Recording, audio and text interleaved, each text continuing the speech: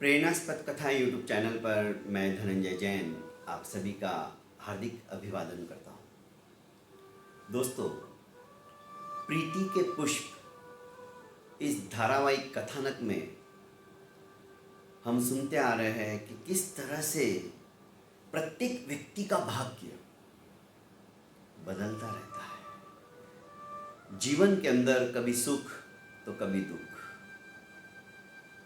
दोनों एक दूसरे के पूरक भी हैं और दोनों एक दूसरे के विपरीत भी हैं, पर कर्मों के अनुसार सुख और दुख हमारे जीवन के अंदर उद्भूत होते रहते हैं।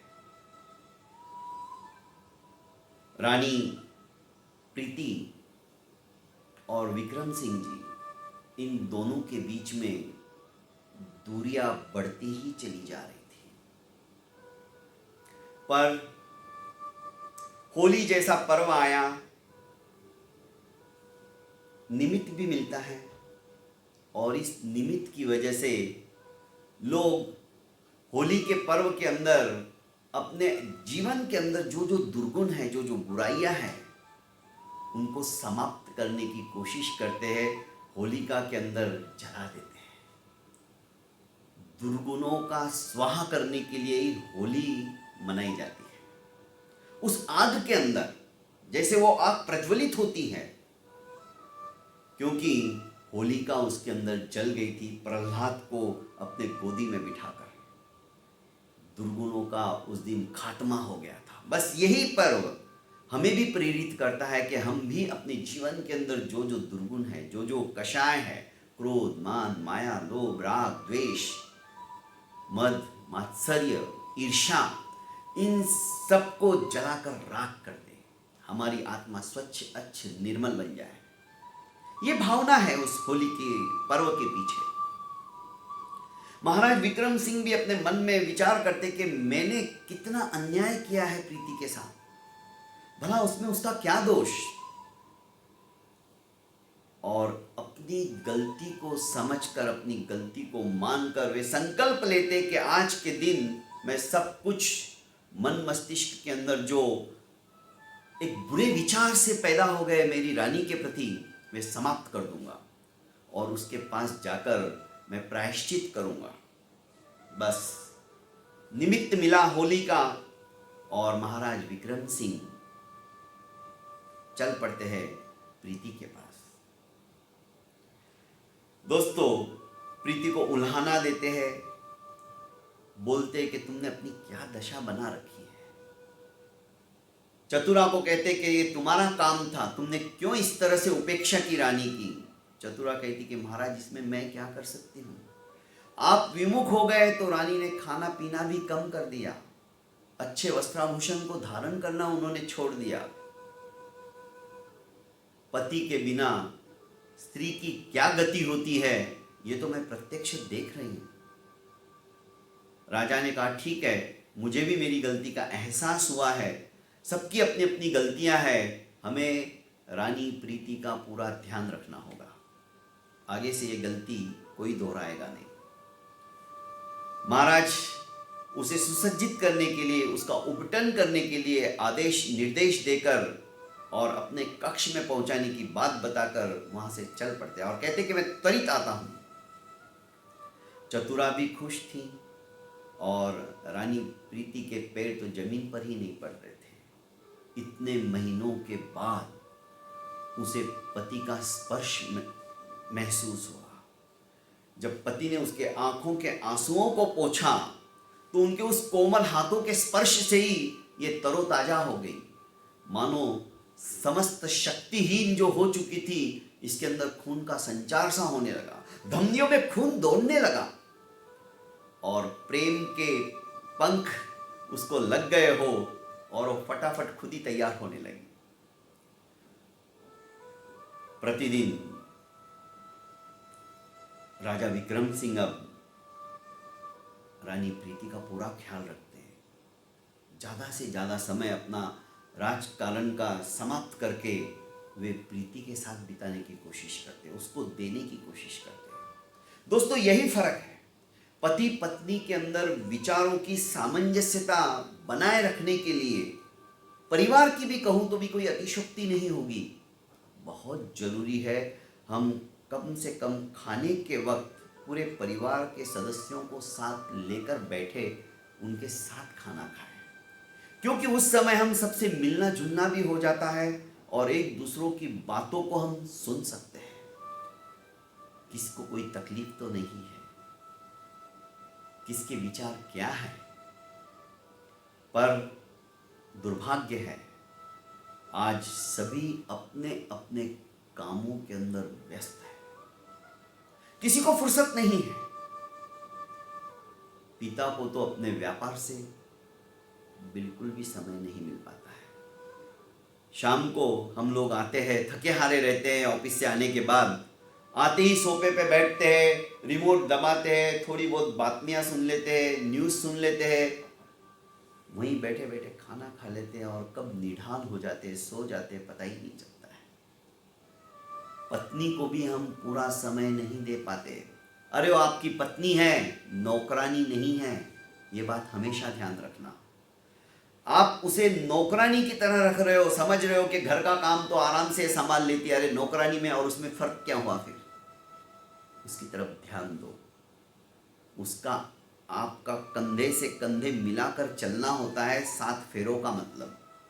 पर विवाह होने के पश्चात हम सब कुछ भूल जाते हैं, घर की समस्त जिम्मेदारियां हम उसको दे देते हैं। फिर हम कहते हैं हमारे ऊपर भी तो ऑफिस की जिम्मेदारियां हैं, हम ऑफिस के अंदर उसको थोड़ी दखलंदाजी करने देते हैं। नहीं दोस्तों, ऑफिस और घर परिवार के अंदर बहुत फर्क है। हमारा कर्तव्य है हम बाहर से कुछ कमा कर लाएंगे तभी तो घर वालों का उदर पोषण कर पाएंगे, पर घर वालों को ही हमने समय नहीं दिया, संस्कार नहीं दिए, परिणाम क्या होने वाला है? दूरियां हमारी बढ़ती चली जाती है। आज हर एक के घर के अंदर, हर एक परिवार के सदस्य के पास मोबाइल है। हम 25-25, 30-30 हजार का मोबाइल उनके हाथों में दे देते हैं, पर 25 मिनट उनके पास बैठकर उनके मन के भावों को सुनने के लिए हमारे पास समय नहीं है।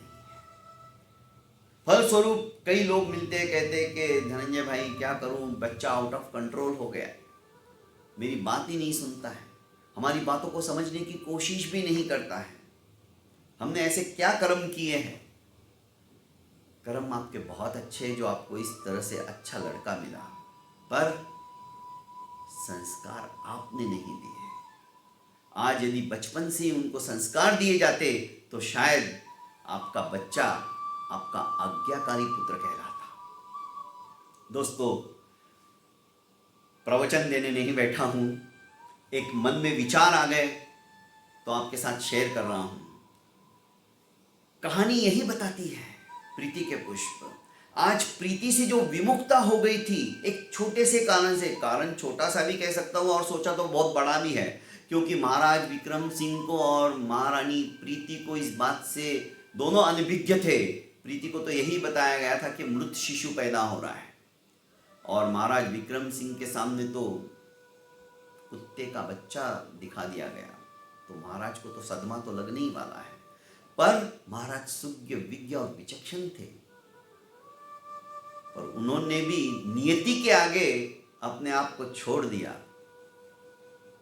भाग्य जब बदलता है ना दोस्तों, तो आदमी के विचार भी बदलने लग जाते हैं। भाग्य के अनुसार आदमी विचार करने लग जाता है, और यही हुआ था। खैर, फिर से प्रीति के अच्छे दिन आ गए। ज़्यादा से ज़्यादा समय महाराज विक्रम सिंह प्रीति के साथ व्यतीत करने लगे, गपशप करते, अच्छी अच्छी बातें करते, और प्रीति के दिलो दिमाग से निकालने की कोशिश करते कि तुमने मृत शिशु को पैदा किया था, भूल जाओ, हम हैं तो बच्चे और होंगे, बस तुम खुश रहो। प्रीति के फिर से वैसे दिन आ गए थे।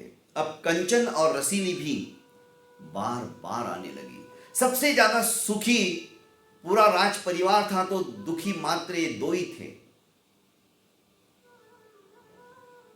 चतुरा सबसे ज्यादा सुखी थी और सबसे ज्यादा दुखी ये दोनों थे। चतुरा सोचने लगी कि बस अब एक बार और सही भावी राजकुमार पैदा हो जाए, एक और मैं पूरा ध्यान रखूंगी। पर नियति को कुछ और ही मंजूर था। ये ताना बाना बुनने लगी कि अब हम क्या करें। मानो जैसे पृथ्वी का सारा बोझ इनके सर के ऊपर आके पड़ा हो, सारा दुख इन दोनों को ही हो, कंचन और रसीली को, क्योंकि अब तक का इन्होंने जो पाप किया था ना, वो सब भूल गई और नया पाप करने का सोचने लगी। अब कैसे राजा से फिर से हम इसे विमुख करें। दोस्तों, ऐसे लोगों की मनोभावना, मनोकामना भी जल्दी पूरी हो जाती है।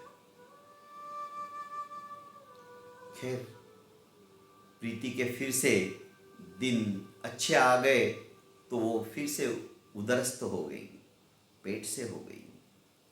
चतुरा पूरा ध्यान रखती थी और अब इनका आना जाना भी वापस वैसे ही शुरू हो गया, सब कुछ वैसा ही। धीरे धीरे समय बीतता गया। प्रसव वेदना से रानी प्रीति पीड़ित होने लगी।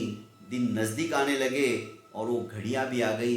वही सब कुछ, वही प्रसूति गृह चुना गया जो कि सबसे ऊंचाई पे था और सबसे अंतिम भाग में था, जहां से नदी कलकल करती हुई बह रही थी और नीचे गवाक्ष के बिल्कुल नीचे उद्यान, वही उद्यान सेवाराम का, वही घास फूस, वही दिन आ गए थे। देखो योग और निमित्त कैसा है। फर्क सिर्फ इतना ही था, पहले कुत्ते के बच्चे का प्रसव कर दिया गया, प्रसव में दिखा दिया गया, और इस बार बिल्ली का बच्चा आ गया। बस इतना ही फर्क, सब कुछ वैसा ही हुआ। चतुरा ने उसी तरह से देखा, दरवाजे की ओट में से अपने क्रूर हाथों से, क्रूर भावना से किस तरह से कंचन उस दूसरे बच्चे को भी गवाक्ष में से फेंक देती है। सेवाराम दूसरे बच्चे को भी उठाकर ले जाता है और अपनी पत्नी प्रेमा को देते हुए कहता कि ले, भगवान ने और मेहरबानी करके हमें दूसरा बच्चा दे दिया, इसके साथ खेलने वाला। दोस्तों, विधि की कैसी विडंबना है। प्रेमा खुश हो गई, चलो मेरे घर के अंदर दो दो लाल किलकारियां मार रहे, अब दोनों खेलेंगे, खुश रहेंगे। ये सब कुछ चतुरा देख चुकी है। चतुरा बोल कुछ नहीं पा रही थी।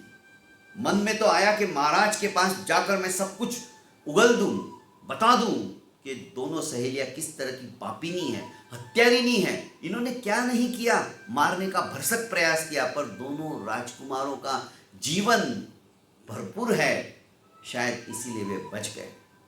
पर मन में डर था।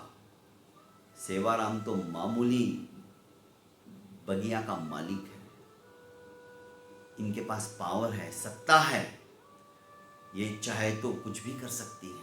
जब रानी के और राजा के साथ इस तरह से कर सकती तो सेवाराम क्या लगता है, कई छोटे छोटे राजकुमार के जान के ऊपर ना आ जाए, इसलिए उस बेचारी को जबरन अपने मुंह पे ताला लगाना पड़ा, बोल नहीं पा रही थी। महाराज इस बार फिर से प्रीति की तरफ से विमुख हो गए। जो उन्होंने 3-4 महीने उसके साथ अच्छे बिताए थे, बहुत समय व्यतीत किया था,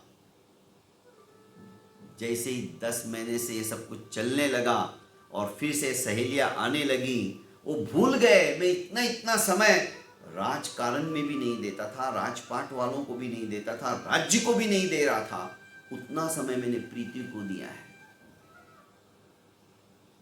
5 महीने से तो मैं सभा के अंदर भी नहीं गया, सारा समय मैं प्रीति के पास आया। जैसे ही मुझे पता चला कि उदरस्त हो गई है, 4 महीने तो ठीक है, पर जब मेरी जरूरत थी मैंने पूरा समय 5 महीने से मैं इसे दे रहा हूँ, पर इसने इस बार भी बिल्ली का बच्चा, पहले कुत्ते का बच्चा, ये कितनी अभागन है। अरे मैं जनता जनार्दन को क्या मुंह दिखाऊंगा कि राजा जो इतना पुरुषार्थी है, इतना पराक्रमी, इतना बलशाली है, इतना न्याय नीतिज्ञ है, वो कुत्ते और बिल्ली को पैदा करता है। राजा के मन में आत्मग्लानि हो गई कि मैंने किससे शादी कर ली। खैर, सब कुछ घटनाक्रम वही था। प्रीति फिर से दुखी हो गई। जब उसे होश आया तो वही बताया गया, नगर में भी वही चर्चा कि रानी ने बच्चे को पैदा करते ही वो बेचारा मृत था, मरा हुआ बच्चा पैदा। रानी को भी बहुत आघात हुआ, अब वो सहन नहीं कर पाई, कृशकाय हो गई, हड्डियों का ढांचा सा दिखने लगा। दोस्तों, अब क्या होगा, कैसे होगा? क्या रानी के जीवन में, प्रीति के जीवन में दो दो पुष्प उसके खिले हुए हैं, क्या तीसरा पुष्प भी कोई आएगा? क्या राजा उसे अपनाएगा? ये तो सुनने के पश्चात ही पता चलेगा। दोस्तों, आज के लिए इतना ही काफ़ी है। मिलते हैं कल फिर इसी वक्त इसी समय। तब तक के लिए इजाज़त चाहता हूँ। ज़्यादा से ज़्यादा मेरे इस YouTube चैनल को आप लाइक एवं सब्सक्राइब कर फॉरवर्ड करते चले जाइए। बहुत बहुत धन्यवाद।